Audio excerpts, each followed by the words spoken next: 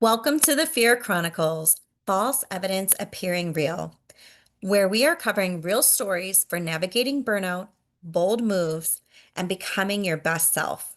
I'm your host, Natasha Aga, private practice strategist, mother of two, and recovering perfectionist. This is the space where we get honest about the pivots, the pressure, and the purpose behind it all.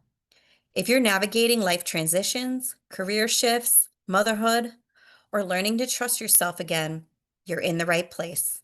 Let's dive in. Who are you? Without your professional title, the plethora of labels you give yourself, the identity that has been created for you from childhood, people close to you growing up, school, your friends.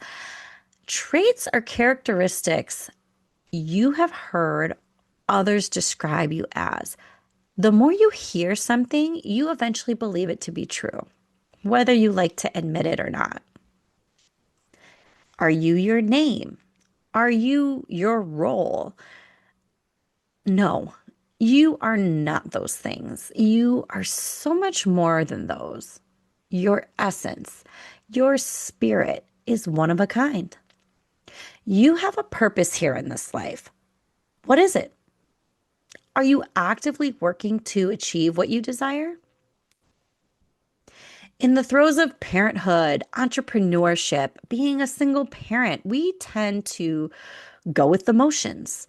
We tend not to stop and think about something that seems to be simple. Based on your life experiences, education, friendships, relationships, season of life, and career paths, that collectively creates our perceived identity. What we think we are, what we are conditioned to be. To really figure this out is like peeling back the layers of an onion. To get deeper than the surface level of what you think and find out who you are, you ask yourself, why 5 times? You can ask, what is your why for your business? You can ask, what is misaligned in your career? You can ask, what is your purpose? Your true love in life that is that mission of yours. If you do this correctly, you will likely have an identity crisis, as I did.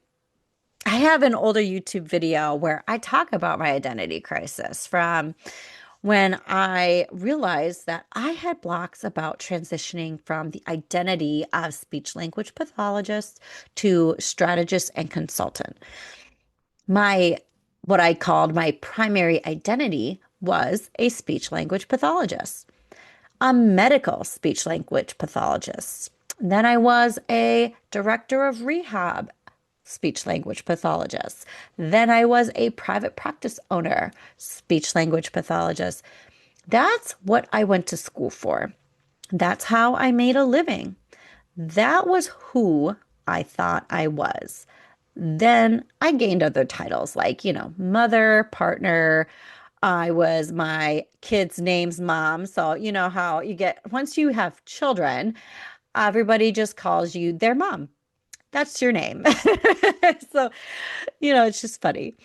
So that's I answer to that because that is a name that I answer to. So although I have been doing this type of work and I had a bridge from the medical setting to private practice to educational, in which I trained as a coach, I still felt imposter syndrome with fully transitioning as I saw it, out of this role entirely.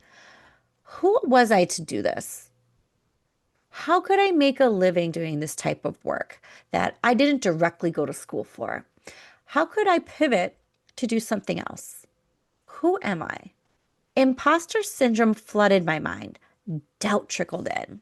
For some time, I truly had no idea who I was or what I was doing.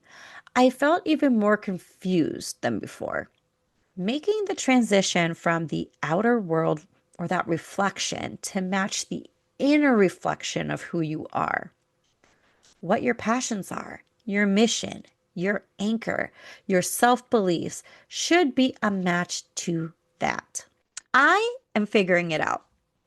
It's a process. And I don't think we ever truly get done figuring out who we are. We are always growing, evolving, and expanding ourselves. I am me. I am that I am. I am curious. I am thoughtful. I am an excellent listener. I am wise. I am intelligent. I am showing up every day another step closer to being the best version of myself.